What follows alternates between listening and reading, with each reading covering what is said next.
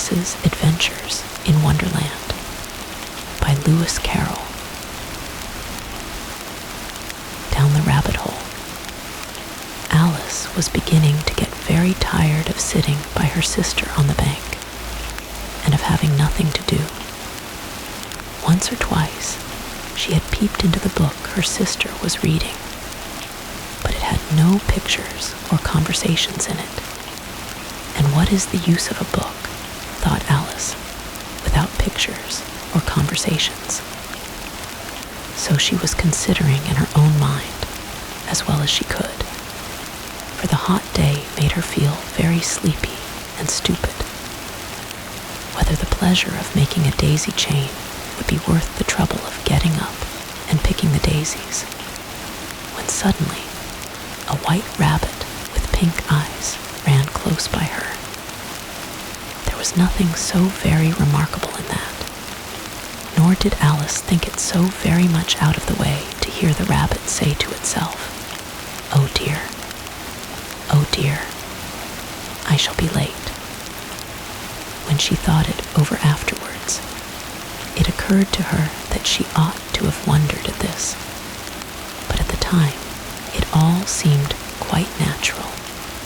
But when the rabbit actually took a watch out of its waistcoat pocket and looked at it, and then hurried on, Alice started to her feet, for it flashed across her mind that she had never before seen a rabbit with either a waistcoat pocket or a watch to take out of it. And burning with curiosity, she ran across the field after it, and fortunately was just in time to see it pop down a large rabbit hole under the hedge. In another moment, down went Alice after it, never once considering how in the world she was to get out again. The rabbit hole went straight on like a tunnel for some way, and then dipped suddenly down, so suddenly that Alice had not a moment to think about stopping herself before she found herself falling down a very deep well. Either the well was very deep, or she fell very slowly, for she had plenty of time as she went down to look about her, and to wonder what was going to happen next. First, she tried to look down and make out what she was coming to, but it was too dark to see anything. Then she looked at the sides of the well and noticed that they were filled with cupboards and bookshelves. Here and there she saw maps and pictures hung upon pegs. She took down a jar from one of the shelves as she passed. It was labeled orange marmalade, but to her great disappointment, it was empty. She did not like to drop the jar for fear of killing somebody underneath, so managed to put it into one of the cupboards as she fell past it. Well, thought Alice to herself, after such a fall as this, I shall think nothing of tumbling downstairs. How brave they'll all think me at home.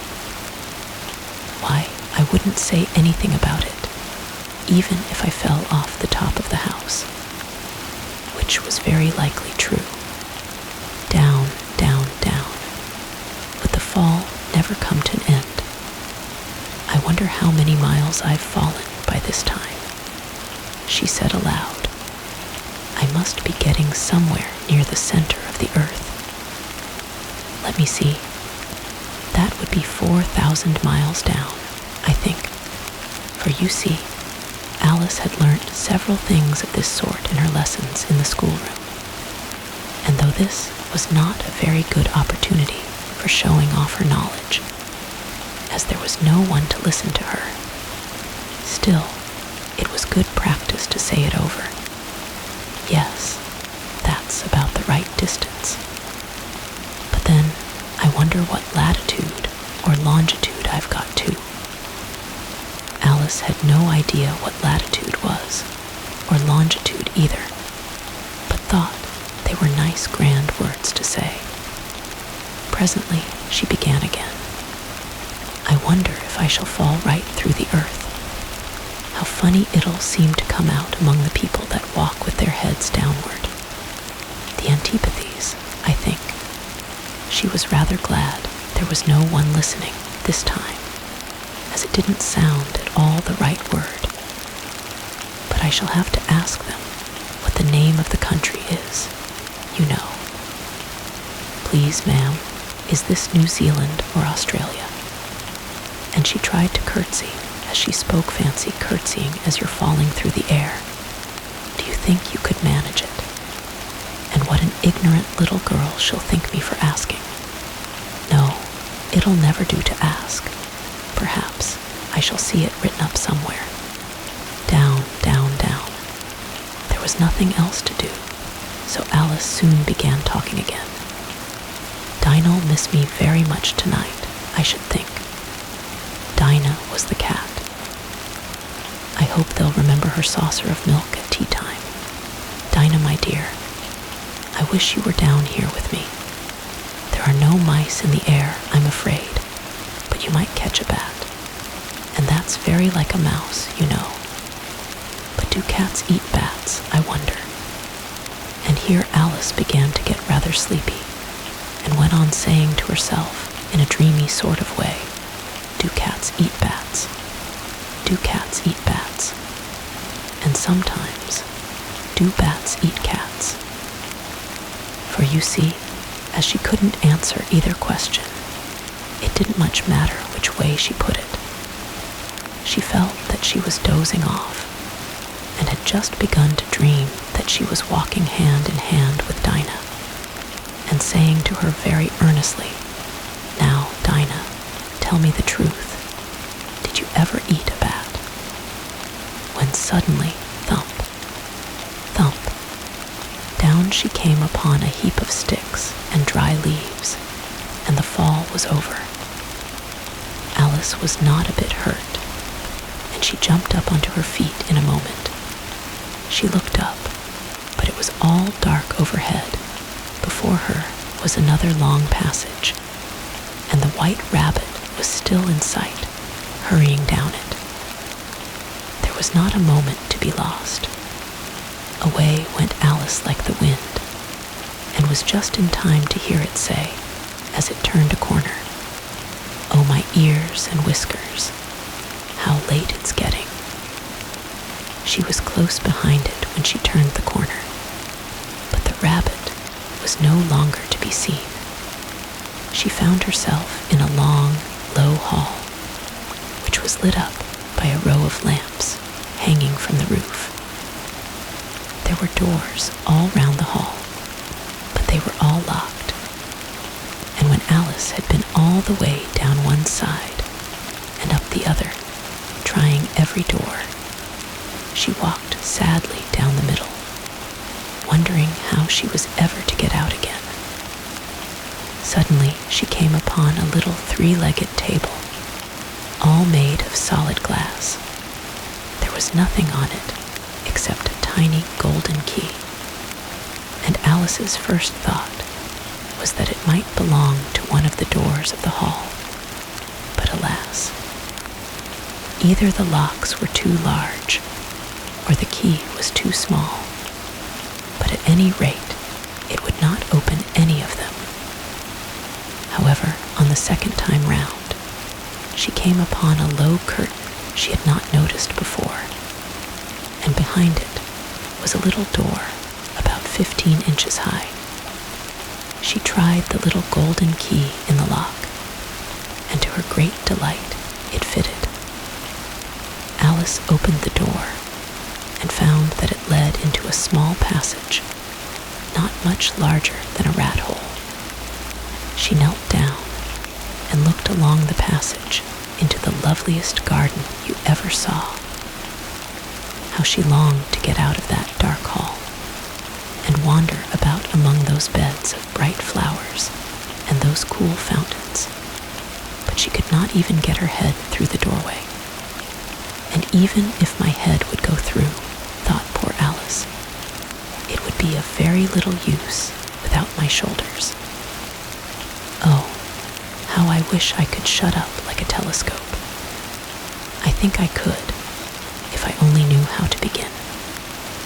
For, you see, so many out-of-the-way things had happened lately that Alice had begun to think that very few things indeed were really impossible.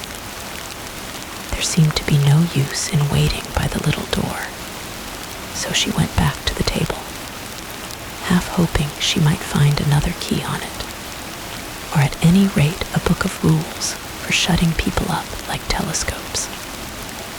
This time, she found a little bottle on it, which certainly was not here before, said Alice, and round the neck of the bottle was a paper label with the words Drink M.E.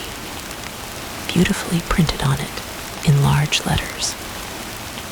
It was all very well to say, "Drink me," but the wise little Alice was not going to do that in a hurry. "No, I'll look first," she said, "and see whether it's marked poison or not." For she had read several nice little histories about children who had got burnt and eaten up by wild beasts and other unpleasant things, all because they would not remember the simple rules their friends had taught them, such as that a red-hot poker will burn you if you hold it too long, and that if you cut your finger very deeply with a knife, it usually bleeds. And she had never forgotten that if you drink much from a bottle marked poison, it is almost certain to disagree with you, sooner or later. However, this bottle was not marked poison, so Alice ventured to taste it, and finding it very nice, it had, in fact, a sort of mixed flavor of cherry tart, custard, pineapple, roast turkey, toffee, and hot buttered toast. She very soon finished it off. "What a curious feeling," said Alice. "I must be shutting up like a telescope." And so it was indeed. She was now only 10 inches high, and her face brightened up at the thought that she was now the right size for going through the little door into that lovely garden. First, however, she waited for a few minutes to see if she was going to shrink any further. She felt a little nervous about this, for it might end, "You know," said Alice to herself, "in my going out altogether like a candle. I wonder what I should be like then." And she tried to fancy what the flame of a candle is like after the candle is blown out, for she could not remember ever having seen such a thing. After a while, finding that nothing more happened, she decided on going into the garden at once.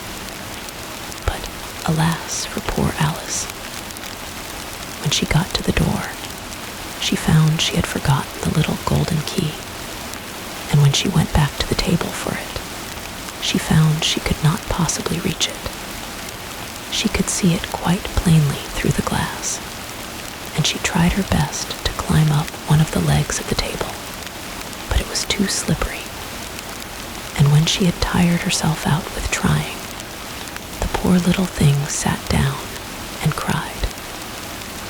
"Come, there's no use in crying like that," said Alice to herself, rather sharply. "I advise you to leave off this minute." She generally gave herself very good advice, though she very seldom followed it, and sometimes she scolded herself so severely as to bring tears into her eyes. And once she remembered trying to box her own ears for having cheated herself in a game of croquet she was playing against herself. For this curious child was very fond of pretending to be two people. But it's no use now, thought poor Alice, to pretend to be two people. Why, there's hardly enough of me left to make one respectable person. Soon her eye fell on a little glass box that was lying under the table. She opened it and found in it a very small cake on which the words "Eat me" were beautifully marked in currants. "Well, I'll eat it," said Alice, "and if it makes me grow larger, I can reach the key, and if it makes me grow smaller, I can creep under the door, so either way I'll get into the garden, and I don't care which happens." She ate a little bit and said anxiously to herself, "Which way? Which way?" holding her hand on the top of her head to feel which way it was growing. And she was quite surprised to find that she remained the same size. To be sure, this generally happens when one eats cake, but Alice had got so much into the way of expecting nothing but out of the way things to happen, that it seemed quite dull and stupid for life to go on in the common way. So she set to work, and very soon finished off the cake. The pool of tears, curiouser and curiouser, cried Alice. She was so much surprised that for the moment she quite forgot how to speak good English. "Now I'm opening out like the largest telescope that ever was. Goodbye, feet." For when she looked down at her feet, they seemed to be almost out of sight. They were getting so far off. "Oh, my poor little feet. I wonder who will put on your shoes and stockings for you now, dears. I'm sure I shan't be able. I shall be a great deal too far off to trouble myself about you. You must manage the best way you can, but I must be kind to them," thought Alice. "Or perhaps they won't walk the way I want to go. Let me see. I'll give them a new pair of boots every Christmas." And she went on planning to herself how she would manage it. "They must go by the carrier," she thought, "and how funny it'll seem sending presents to one's own feet, and how odd the directions will look. Alice's right foot, yes. Hearthrug near the fender, with Alice's love. Oh dear, what nonsense I'm talking." Just then her head struck against the roof of the hall. In fact, she was now more than 9 feet high, and she at once took up the little golden key and hurried off to the garden door. Poor Alice! It was as much as she could do, lying down on one side, to look through into the garden with one eye. But to get through was more hopeless than ever. She sat down and began to cry again. "You ought to be ashamed of yourself," said Alice. "A great girl like you," she might well say this, "to go on crying in this way. Stop this moment, I tell you." But she went on all the same, shedding gallons of tears, until there was a large pool all round her, about 4 inches deep and reaching half down the hall. After a time, she heard a little pattering of feet in the distance, and she hastily dried her eyes to see what was coming. It was the White Rabbit returning, splendidly dressed, with a pair of white kid gloves in one hand and a large fan in the other. He came trotting along in a great hurry, muttering to himself as he came, "Oh, the Duchess, the Duchess. Oh, won't she be savage if I've kept her waiting?" Alice felt so desperate that she was ready to ask help of anyone. So, when the rabbit came near her, she began in a low, timid voice. "If you please, sir," the rabbit started violently, dropped the white kid gloves and the fan, and scurried away into the darkness as hard as he could go. Alice took up the fan and gloves, and as the hall was very hot, she kept fanning herself all the time she went on talking. "Dear, dear, how queer everything is today. And and yesterday things went on just as usual. I wonder if I've been changed in the night. Let me think. Was I the same when I got up this morning? I almost think I can remember feeling a little different. But if I'm not the same, the next question is, who in the world am I? That's the great puzzle. And she began thinking over all the children she knew that were of the same age as herself, to see if she could have been changed for any of them. I'm sure I'm not Ada, she said, for her hair goes in such long ringlets, and mine doesn't go in ringlets at all. And I'm sure I can't be Mabel, for I know all sorts of things, and she knows such a very little. Besides, she's she, and I'm I, and oh dear, how puzzling it all is. I'll try if I know all the things I used to know. Let me see. 4 times 5 is 12, and 4 times 6 is 13, and 4 times 7 is, oh dear. I shall never get to 20 at that rate. However, the multiplication table doesn't signify. Let's try geography. London is the capital of Paris, and Paris is the capital of Rome, and Rome, no, that's all wrong, I'm certain. I must have been changed for Mabel. I'll try and say, how doth the little, and she crossed her hands on her lap as if she were saying lessons, and began to repeat it, but her voice sounded hoarse and strange, and the words did not come the same as they used to do. How doth the little crocodile improve his shining tail, and pour the waters of the Nile on every golden scale? How cheerfully he seems to grin, how neatly spread his claws, and welcome little fishes in with gently smiling jaws. I'm sure those are not the right words, said poor Alice, and her eyes filled with tears again as she went on. I must be Mabel after all, and I shall have to go and live in that poky little house, and have next to no toys to play with, and oh, ever so many lessons to learn. No, I've made up my mind about it. If I'm Mabel, I'll stay down here. It'll be no use their putting their heads down and saying, come up again, dear. I shall only look up and say, who am I then? Tell me that first, and then, if I like being that person, I'll come up. If not, I'll stay down here till I'm somebody else but, oh dear, cried Alice with a sudden burst of tears.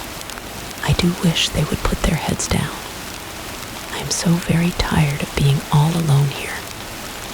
As she said this, she looked down at her hands, and was surprised to see that she had put on one of the rabbit's little white kid gloves while she was talking. How can I have done that? She thought. I must be growing small again. She got up and went to the table to measure herself by it, and found that, as nearly as she could guess, she was now about 2 feet high, and was going on shrinking rapidly. She soon found out that the cause of this was the fan she was holding, and she dropped it hastily, just in time to avoid shrinking away altogether. That was a narrow escape, said Alice, a good deal frightened at the sudden change, but very glad to find herself still in existence. And now for the garden.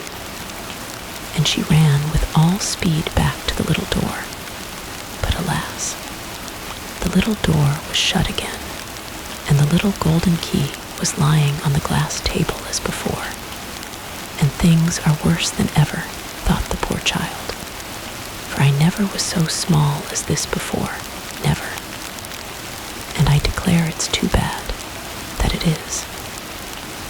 As she said these words, her foot slipped, and in another moment, splash, she was up to her chin in salt water. Her first idea was that she had somehow fallen into the sea.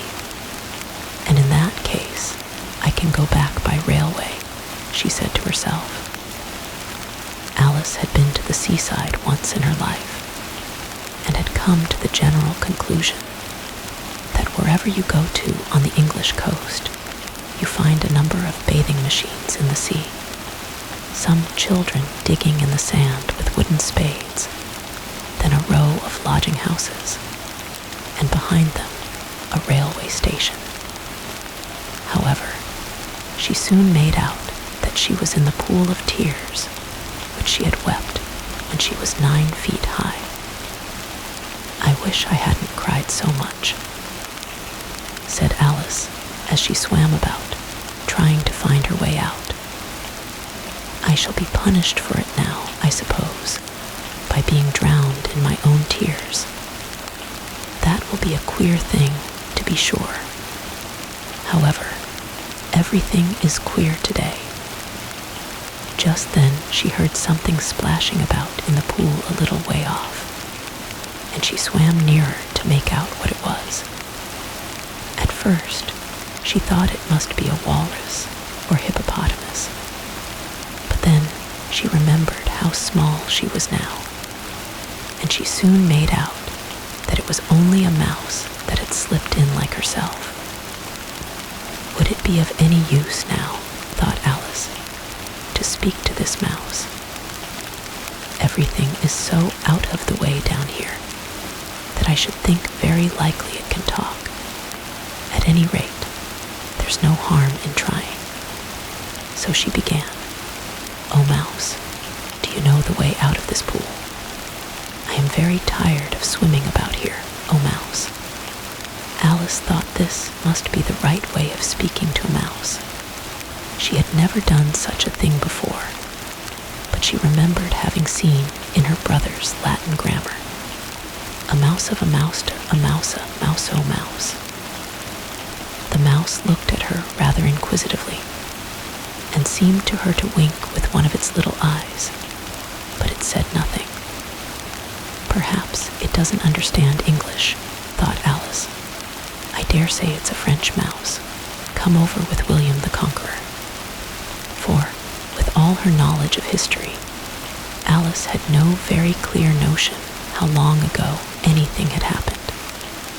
So she began again, Où est ma chat? Which was the first sentence in her French lesson book. The mouse gave a sudden leap out of the water and seemed to quiver all over with fright. Oh, I beg your pardon, cried Alice hastily, afraid that she had hurt the poor animal's feelings. I quite forgot you didn't like cats. Not like cats, cried the mouse in a shrill, passionate voice. Would you like cats if you were me? Well, perhaps not, said Alice in a soothing tone. Don't be angry about it. And yet I wish I could show you our cat Dinah. I think you'd take a fancy to cats if you could only see her. She is such a dear, quiet thing, Alice went on, half to herself, as she swam lazily about in the pool. And she sits purring so nicely by the fire, licking her paws and washing her face. And she is such a nice, soft thing to nurse. And she's such a capital one for catching mice. Oh, I beg your pardon, cried Alice again, for this time the mouse was bristling all over, and she felt certain it must be really offended. We won't talk about her any more if you'd rather not. We indeed, cried the mouse, who was trembling down to the end of his tail. As if I would talk on such a subject. Our family always hated cats, nasty, low, vulgar things. Don't let me hear the name again. I won't indeed, said Alice, in a great hurry to change the subject of conversation. Are you fond of dogs? The mouse did not answer, so Alice went on eagerly. There is such a nice little dog near our house I should like to show you. A little bright-eyed terrier, you know, with, oh, such such long, curly brown hair. And it'll fetch things when you throw them, and it'll sit up and beg for its dinner, and all sorts of things. I can't remember half of them, and it belongs to a farmer, you know, and he says it's so useful. It's worth 100 pounds. He says it kills all the rats and oh dear, cried Alice in a sorrowful tone. I'm afraid I've offended it again. For the mouse was swimming away from her as hard as it could go, and making quite a commotion in the pool as it went. So she called softly after it, Mouse dear, do come back again, and we won't talk about cats or dogs either, if you don't like them. When the mouse heard this, it turned round and swam slowly back to her. Its face was quite pale with passion, Alice thought, and it said in a low, trembling voice, let us get to the shore, and then I'll tell you my history, and you'll understand why it is I hate cats and dogs. It was high time to go, for the pool was getting quite crowded with the birds and animals that had fallen into it. There were a duck and a dodo, a lory and an eaglet, and several other curious creatures. Alice led the way, and the whole party swam to the shore. A caucus race and a long tail. They were indeed a queer-looking party that assembled on the bank, the birds with draggled feathers, the animals with their fur clinging close to them, and all dripping wet, cross, and uncomfortable. The first question, of course, was how to get dry again. They had a consultation about this, and after a few minutes, it seemed quite natural to Alice to find herself talking familiarly with them, as if she had known them all her life. Indeed, she had quite a long argument with the lory, who at last turned sulky, and would only say, I am older than you, and must know better. And this Alice would not allow without knowing how old it was, and as the lory positively refused to tell its age, there was no more to be said. At last the mouse, who seemed to be a person of authority among them, called out, sit down, all of you, and listen to me. I'll soon make you dry enough. They all sat down at once, in a large ring, with the mouse in the middle. Alice kept her eyes anxiously fixed on it, for she felt sure she would catch a bad cold if she did not get dry very soon. Ahem, said the mouse with an important air. Are you all ready? This is the driest thing I know. Silence all round, if you please. William the Conqueror, whose cause was favored by the Pope, was soon submitted to by the English, who wanted leaders, and had been of late much accustomed to usurpation and conquest. Edwin and Morcar, the Earls of Mercia and Northumbria. Said the lory with a shiver.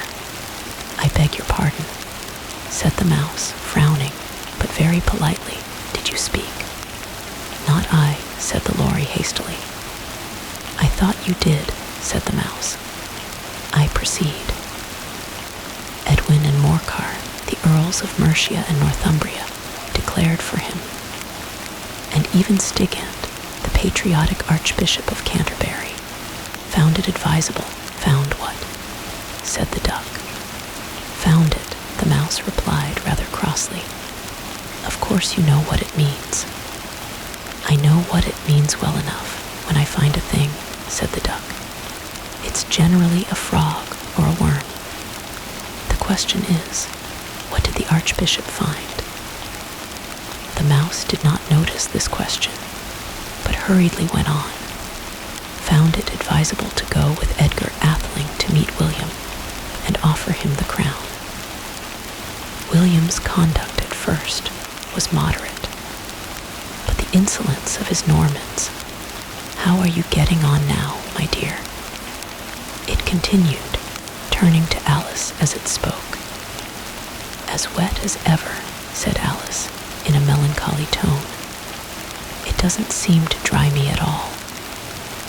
In that case, said the dodo solemnly, rising to its feet, I move that the meeting adjourn for the immediate adoption of more energetic remedies. Speak English, said the eaglet. I don't know the meaning of half those long words, and what's more, I don't believe you do either. And the eaglet bent down its head to hide a smile. Some of the other birds tittered audibly. What I was going to say, said the dodo in an offended tone, was that the best thing to get us dry would be a caucus race.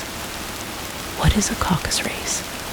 Said Alice, not that she wanted much to know, but the dodo had paused as if it thought that somebody ought to speak, and no one else seemed inclined to say anything. Why, said the dodo, the best way to explain it is to do it. And, as you might like to try the thing yourself, some winter day, I will tell you how the dodo managed it. First, it marked out a race course in a sort of circle. The exact shape doesn't matter, it said. And then all the party were placed along the course, here and there. There was no 1, 2, 3, and away, but they began running when they liked, and left off when they liked, so that it was not easy to know when the race was over.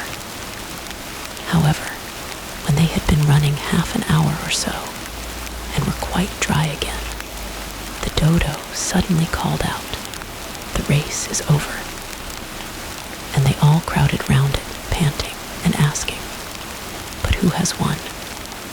This question the dodo could not answer without a great deal of thought, and it sat for a long time with one finger pressed upon its forehead, the position in which you usually see Shakespeare in the pictures of him, while the rest waited in silence. At last, the dodo said, "Everybody has won, and all must have prizes. But who is to give the prizes?" Quite a chorus of voices asked. "Why, she, of course," said the dodo, pointing to Alice with one finger, and the whole party at once crowded round her, calling out in a confused way, "Prizes, prizes." Alice had no idea what to do, and in despair she put her hand in her pocket and pulled out a box of comfits.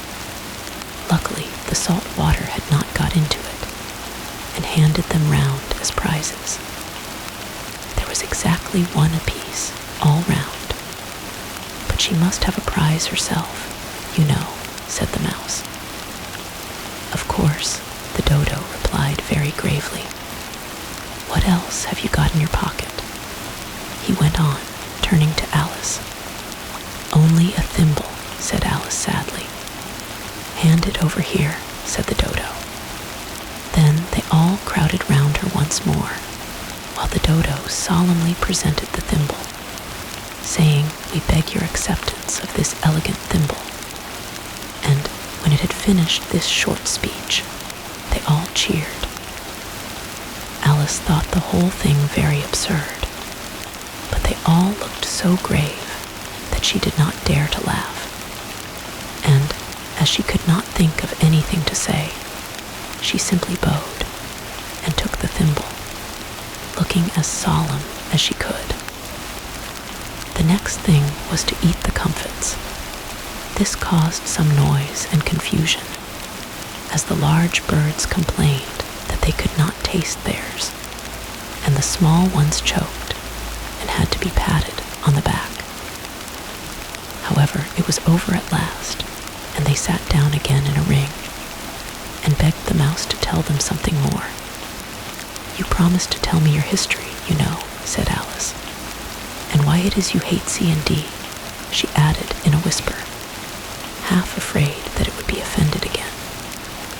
"Mine is a long and a sad tale," said the mouse, turning to Alice and sighing. "It is a long tale, certainly," said Alice, looking down with wonder at the mouse's tail. "But why do you call it sad?" And she kept on puzzling about it while the mouse was speaking, so that her idea of the tale was something like this. Fury said to a mouse that he met in the house, "Let us both go to law. I will prosecute you. Come, I'll take no denial. We must have a trial. For really this morning I've nothing to do." Said the mouse to the cur, "Such a trial, dear sir, with no jury or judge, would be wasting our breath." "I'll be judge, I'll be jury," said cunning old Fury. "I'll try the whole cause and condemn you to death." "You are not attending," said the mouse to Alice severely. "What are you thinking of?" "I beg your pardon," said Alice very humbly. "You had got to the fifth bend, I think." "I had not," cried the mouse sharply and very angrily. "A knot," said Alice, always ready to make herself useful, and looking anxiously about her. "Oh, do let me help to undo it." "I shall do nothing of the sort," said the mouse, getting up and walking away. "You insult me by talking such nonsense." "I didn't mean it," pleaded poor Alice. "But you're so easily offended, you know." The mouse only growled in reply. "Please come back and finish your story." Alice called after it, and the others all joined in chorus. "Yes, please do." But the mouse only shook its head impatiently and walked a little quicker. "What a pity it wouldn't stay," sighed the lorry as soon as it was quite out of sight, and an old crab took the opportunity of saying to her daughter, "Ah, my dear, let this be a lesson to you never to lose your temper." "Hold your tongue, Ma," said the young crab a little snappishly. "You're enough to try the patience of an oyster. I wish I had our Dinah here, I know I do," said Alice aloud, addressing nobody in particular. "She'd soon fetch it back. And who is Dinah, if I might venture to ask the question?" said the lorry. Alice replied eagerly, for she was always ready to talk about her pet. "Dinah's our cat, and she's such a capital one for catching mice you can't think. And oh, I wish you could see her after the birds. Why, she'll eat a little bird as soon as look at it." This speech caused a remarkable sensation among the party. Some of the birds hurried off at once. One old magpie began wrapping itself up very carefully, remarking, "I really must be getting home. The night air doesn't suit my throat." And a canary called out in a trembling voice to its children, "Come away, my dears. It's high time you were all in bed." On various pretexts, they all moved off, and Alice was soon left alone. "I wish I hadn't mentioned Dinah," she said to herself in a melancholy tone. "Nobody seems to like her down here, and I'm sure she's the best cat in the world. Oh, my dear Dinah, I wonder if I shall ever see you any more."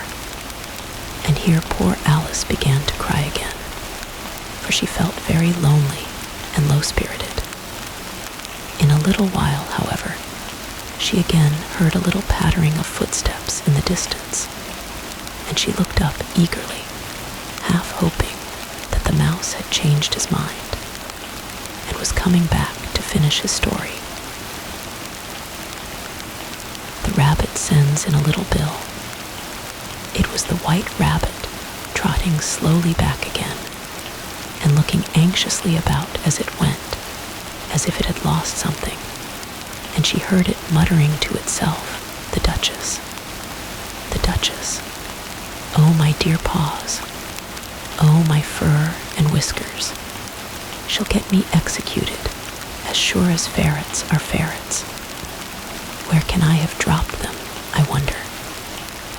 Alice Alice guessed in a moment that it was looking for the fan and the pair of white kid gloves, and she very good-naturedly began hunting about for them. But they were nowhere to be seen. Everything seemed to have changed since her swim in the pool, and the great hall, with the glass table and the little door, had vanished completely. Very soon the rabbit noticed Alice as she went hunting about, and called out to her in an angry tone, "Why, Mary Ann, what are you doing out here? Run home this moment and fetch me a pair of gloves and a fan. Quick now." And Alice was so much frightened that she ran off at once in the direction it pointed to, without trying to explain the mistake it had made. "He took me for his housemaid," she said to herself as she ran. "How surprised he'll be when he finds out who I am. But I'd better take him his fan and gloves, that is, if I can find them." As she said this, she came upon a neat little house, on the door of which was a bright brass plate with the name W. Rabbit engraved upon it. She went in without knocking and hurried upstairs, in great fear lest she should meet the real Mary Ann and be turned out of the house before she had found the fan and gloves. "How queer it seems," Alice said to herself, "to be going messages for a rabbit. I suppose Dinah'll be sending me on messages next." And she began fancying the sort of thing that would happen. "Miss Alice, come here directly and get ready for your walk. Coming in a minute, nurse. But I've got to see that the mouse doesn't get out. Only I don't think," Alice went on, "that they'd let Dinah stop in the house if it began ordering people about like that." By this time she had found her way into a tidy little room with a table in the window, and on it, as she had hoped, a fan and 2 or 3 pairs of tiny white kid gloves. She took up the fan and a pair of the gloves, and was just going to leave the room when her eye fell upon a little bottle that stood near the looking-glass. There was no label this time with the words "Drink M.E." But nevertheless, she uncorked it and put it to her lips. "I know something interesting is sure to happen," she said to herself, "whenever I eat or drink anything, so I'll just see what this bottle does. I do hope it'll make me grow large again, for really I'm quite tired of being such a tiny little thing." It did so indeed, and much sooner than she had expected. Before she had drunk half the bottle, she found her head pressing against the ceiling, and had to stoop to save her neck from being broken. She hastily put down the bottle, saying to herself, "That's quite enough. I hope I shan't grow any more as it is. I can't get out at the door. I do wish I hadn't drunk quite so much." Alas, it was too late to wish that. She went on growing and growing, and very soon had to kneel down on the floor. In another minute, there was not even room for this, and she tried the effect of lying down with one elbow against the door, and the other arm curled round her head. Still she went on growing, and as a last resource, she put one arm out of the window and one foot up the chimney, and said to herself, "Now I can do no more, whatever happens. What will become of me?" Luckily for Alice, the little magic bottle had now had its full effect, and she grew no larger. Still, it was very uncomfortable, and as there seemed to be no sort of chance of her ever getting out of the room again, no wonder she felt unhappy. It was much pleasanter at home, thought poor Alice, when one wasn't always growing larger and smaller, and being ordered about by mice and rabbits. I almost wish I hadn't gone down that rabbit hole, and yet it's rather curious. You know, this sort of life. I do wonder what can have happened to me. When I used to read fairy tales, I fancied that kind of thing never happened. And now here I am in the middle of one. There ought to be a book written about me. That there ought. And when I grow up, I'll write one, but I'm grown up now, she added in a sorrowful tone. At least there's no room to grow up any more here. But then, thought Alice, shall I never get any older than I am now? That'll be a comfort. One way never to be an old woman, but then always to have lessons to learn. Oh, I shouldn't like that. Oh, you foolish Alice, she answered herself. How can you learn lessons in here? Why, there's hardly room for you, and no room at all for any lesson books. And so she went on, taking first one side and then the other, and making quite a conversation of it altogether. But after a few minutes, she heard a voice outside and stopped to listen. Mary Ann, said the voice, fetch me my gloves this moment. Then came a little pattering of feet on the stairs. Alice knew it was the rabbit coming to look for her, and she trembled till she shook the house, quite forgetting that she was now about 1,000 times as large as the rabbit, and had no reason to be afraid of it. Presently the rabbit came up to the door and tried to open it, but as the door opened inwards, and Alice's elbow was pressed hard against it, that attempt proved a failure. Alice heard it say to itself, then I'll go round and get in at the window. That you won't, thought Alice, and after waiting till she fancied she heard the rabbit just under the window, she suddenly spread out her hand and made a snatch in the air. She did not get hold of anything, but she heard a little shriek and a fall, and a crash of broken glass, from which she concluded that it was just possible it had fallen into a cucumber frame, or something of the sort. Next came an angry voice, the rabbit's Pat. Pat, where are you? And then a voice she had never heard before. Sure then I'm here. Digging for apples, Your Honor. Digging for apples indeed, said the rabbit angrily. Here, come and help me out of this. Sounds of more broken glass. Now tell me, Pat, what's that in the window? Sure, it's an arm, Your Honor. He pronounced it a rum. An arm, you goose. Who ever saw one that size? Why, it fills the whole window. Sure, it does, Your Honor, but it's an arm for all that. Well, it's got no business there, at any rate. Go and take it away. There was a long silence after this, and Alice could only hear whispers now and then, such as, sure, I don't like it, Your Honor, at all, at all. Do as I tell you, you coward. And at last she spread out her hand again, and made another snatch in the air.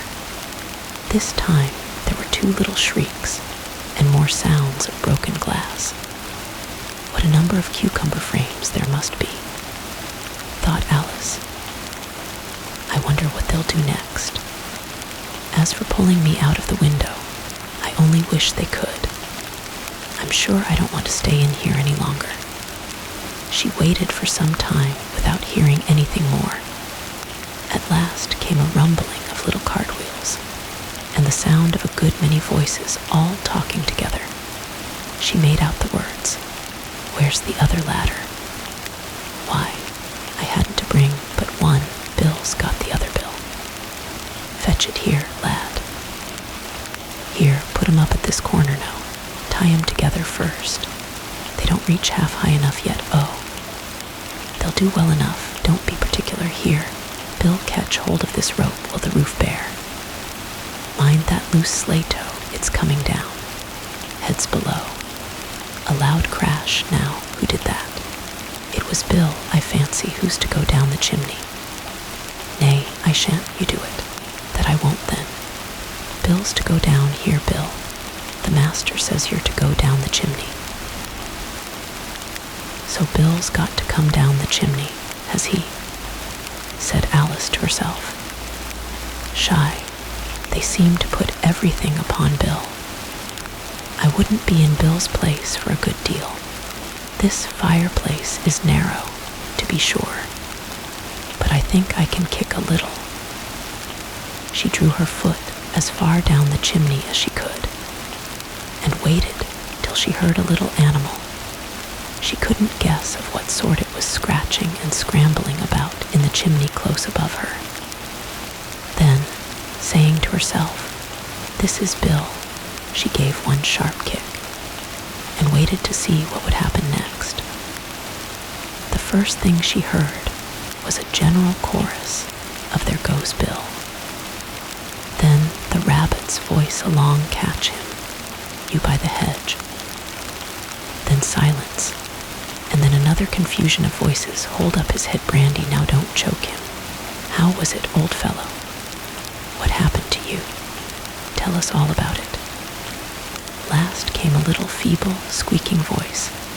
That's Bill, thought Alice. Well, I hardly know no more, thank ye. I'm better now. But I'm a deal too flustered to tell you. All I know is something comes at me like a jack-in-the-box, and up I goes like a skyrocket. So you did, old fellow, said the others. We must burn the house down, said the rabbit's voice, and Alice called out as loud as she could, If you do, I'll set Dinah at you. There was a dead silence instantly, and Alice thought to herself, I wonder what they will do next. If they had any sense, they'd take the roof off. After a minute or two, they began moving about again, and Alice heard the rabbit say, A barrowful will do, to begin with. A barrowful of what? Thought Alice, but she had not long to doubt. For the next moment, a shower of little pebbles came rattling in at the window, and some of them hit her in the face. I'll put a stop to this, she said to herself, and shouted out, You'd better not do that again, which produced another dead silence. Alice noticed with some surprise that the pebbles were all turning into little cakes as they lay on the floor, and a bright idea came into her head. If I eat one of these cakes, she thought, it's sure to make some change in my size, and as it can't possibly make me larger, it must make me smaller, I suppose. So she swallowed one of the cakes, and was delighted to find that she began shrinking directly. As soon as she was small enough to get through the door, she ran out of the house and found quite a crowd of little animals and birds waiting outside.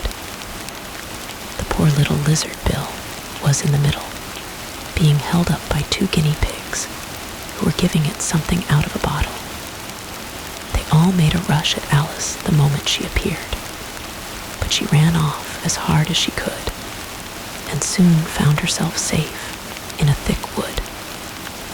The first thing I've got to do, said Alice to herself, as she wandered about in the wood, is to grow to my right size again. And the second thing is to find my way into that lovely garden. I think that will be the best plan. It sounded an excellent plan, no doubt, and very neatly and simply arranged. The only difficulty was that she had not the smallest idea how to set about it. And while she was peering about anxiously among the trees, a little sharp bark just over her head made her look up in a great hurry. An enormous puppy was looking down at her with large round eyes, and feebly stretching out one paw, trying to touch her. Poor little thing, said Alice in a coaxing tone, and she tried hard to whistle to it. But she was terribly frightened all the time at the thought that it might be hungry, in which case it would be very likely to eat her up in spite of all her coaxing. Hardly knowing what she did, she picked up a little bit of stick and held it out to the puppy, whereupon the puppy jumped into the air off all its feet at once, with a yelp of delight, and rushed at the stick and made believe to worry it.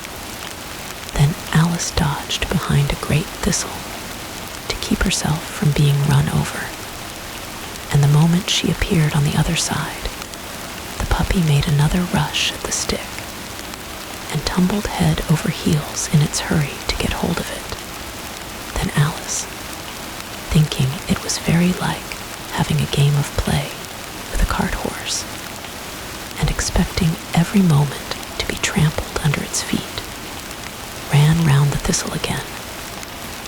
Then the puppy began a series of short charges at the stick, running a very little way forwards each time and a long way back, and barking hoarsely all the while, till at last it sat down a good way off, panting, with its tongue hanging out of its mouth, and its great eyes half shut.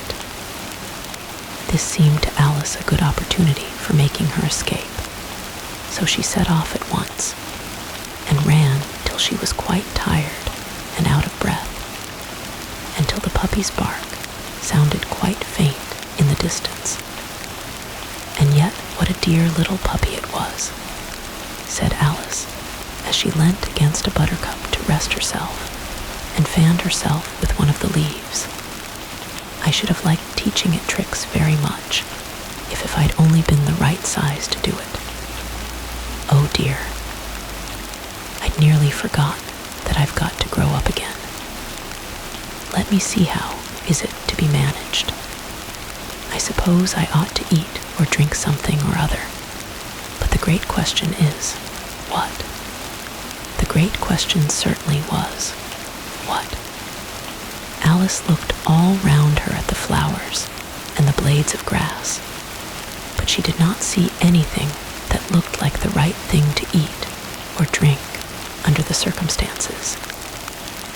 There was a large mushroom growing near her, about the same height as herself, and when she had looked under it, and on both sides of it, and behind it, it occurred to her that she might as well look and see what was on the top of it.